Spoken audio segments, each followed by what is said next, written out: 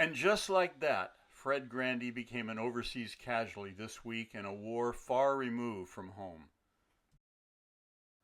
Fred became a headline news statistic, felled during his sleep by a Russian missile launched on Ukraine's capital city, Kyiv. His building was reportedly a residential structure across the street from an aid station. It offered no military advantage to the Russian army. It was simply one more act of terror instigated by the doomed aggression of Vladimir Putin. Grendy was initially identified in the media as 62-year-old Grendy Frederick Glenn. I knew him as Fred Grandy. He had been living in Kiev for a month following a 3-month trip through Europe. He was part of a group of volunteers clearing up rubble on the streets following intensified Russian attacks. He was well aware of the risk, but felt his contribution essential since American official government interest in the conflict has steadily eroded.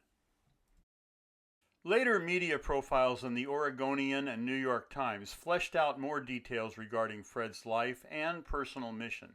They even began calling him Fred Grandy.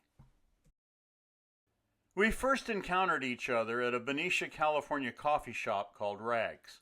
We traded periodic conversation and mostly jesting and laughter.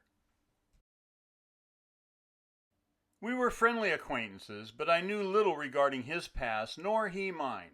How could you not like someone with the identical name of the actor who played Gopher on the Love Boat television series?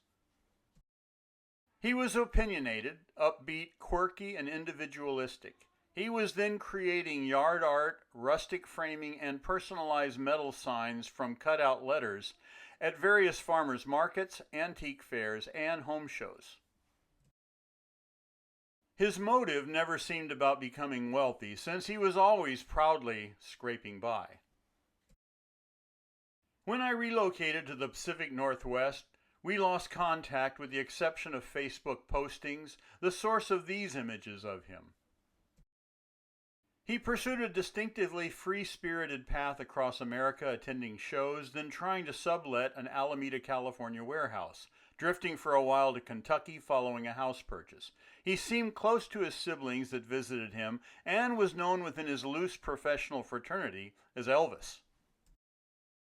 I presume that it humorously reflected his eccentric personality. War remains abstract until it affects someone you know. Fred was reportedly killed while sleeping, and hopefully instantly without intense suffering. He sought to make a difference for victims of a merciless and ruthless war. He ultimately joined their ranks. Fred was someone you would have wanted to know.